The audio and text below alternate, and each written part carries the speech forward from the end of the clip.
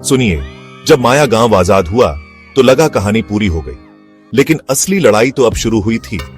चंद्रपुर लौटते ही मुझे खबर मिली, राजा विक्रमसेन ने अत्याचार की सारी हदें पार कर दी हैं। किसानों की जमीन छीन ली गई, बेटियों को जबरन महल ले जाया गया और जो विरोध करे उसे कालकोठरी में डाल दिया जाता। यह सुनकर मेरा खून खौल उठा।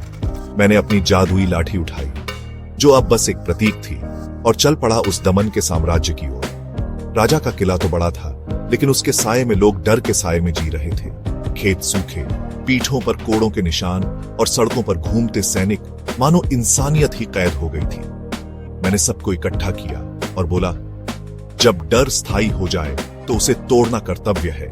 राजा हो या तानाशाह, पीड़ा देने वाला राजा कभी भगवान का रूप नहीं हो सकता। राजा को यह बात चुभ गई। उसने मुझे पकड़वाया और दरबार में बुलाया।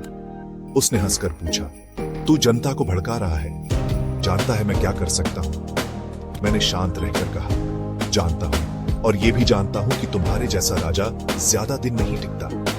फिर मुझे कालकोठरी में डाल दिया गया, लेकिन वहां अंधेरे में बैठकर मैंने ध्यान लगाया। मेरी भीतर की शक्ति जाग उठी, दीवारें हिलने लगी, ताला टूटा और मैं बाहर निकला, एक तेज प्रकाश के साथ।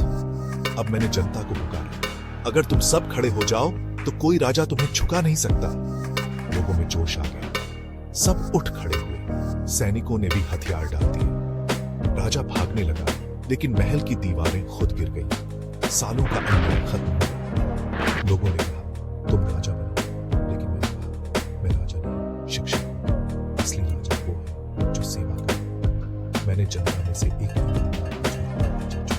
और खुद करके काम शिक्षक है कि लगन सीख गया। तो हमेशा के लिए नहीं होता। इस पहले कदम की जिंदगी सच्चाई की सबसे बड़ी ताकत है।